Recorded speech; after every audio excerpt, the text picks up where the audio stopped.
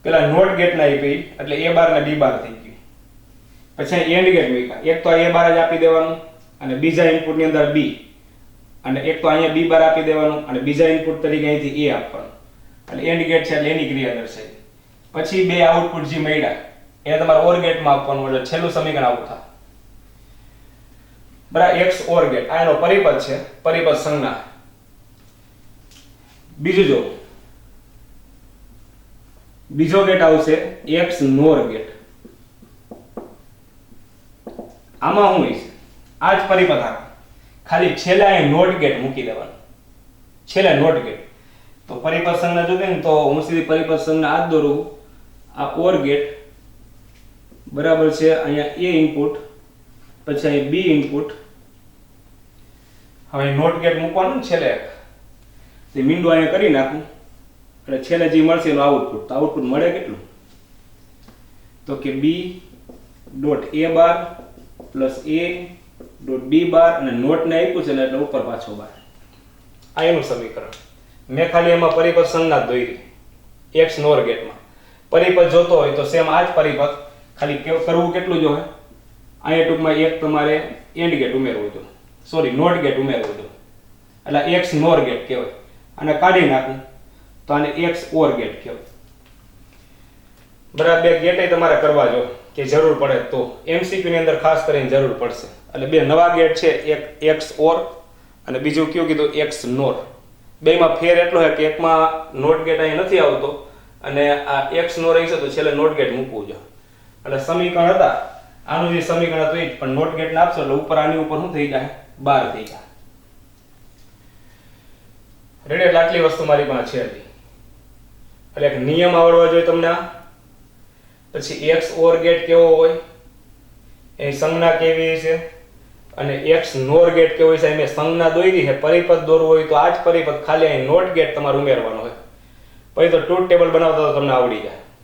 બરાબર, જરૂર પડે તો.